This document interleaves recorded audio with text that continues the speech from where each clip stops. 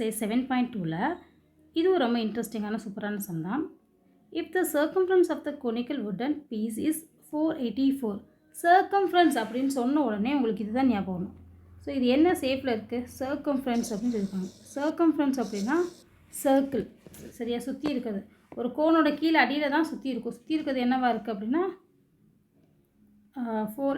2πr. 2πr is equal to 484. therefore r is equal to சொல்லி simplify பண்ணும்போது நமக்கு 77 கிடைக்குது.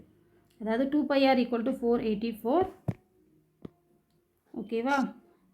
பையை நான் பையாவே வச்சுக்கிறேன். தென் 242. 2 கேன்சல் பண்ணுறேன். 1 2s are 2, 2 2s are 4, 4 2s are 8, 2 2s are 4. Again 22 நான் 22/7 மாற்றும் போது பையை 22 and 7 வந்து நியூமரேட்டர் போயிடும். 2 11s are 22, 2 11s are 22, remaining 2 22, 2 11s are 22. Again 2 table, 1 2s are 2, 11 2s are 22. 11 into 7 77. Radius வந்து 77 கிடச்சிருக்கு. ஓகே, நமக்கு இப்போ R77 கிடச்சிருச்சு. இப்போ நம்ம என்ன பண்ண போகிறோம்னா வால்யூம் கண்டுபிடிக்க போகிறோம். 1/3 πr²h. 1/3 போட்டாச்சு. பையோட வேல்யூ 22/7, ஆரோட வேல்யூ அண்ட் ஹச்சோட வேல்யூ 7 and 77 கேன்சல் பண்ணியாச்சு. 3 105 கேன்சல் பண்ணியாச்சு.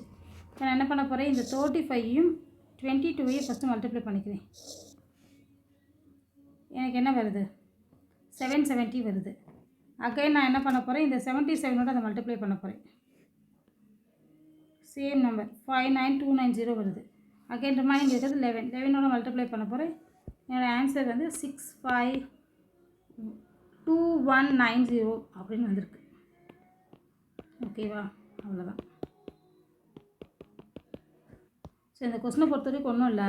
சர்க்கம்ஃபரன்ஸ் ஆஃப் த கோனிக்கல் வுட்னா நமக்கு என்ன தெரியும்னா 2πrனு ஃபார்முலா போடணும், அவ்வளோதான். ஸோ 2πr ஃபார்முலா போட்டோன்னா ஆட்டோமேட்டிக்காக என்ன வரும்? Answer r is equal to cancel பண்ணுறோம். r ஃபைண்ட் அவுட் பண்ணுறோம். தென் அந்த ஆரை வச்சு வால்யூம் கண்டுபிடிக்கணும், அவ்வளோதான்.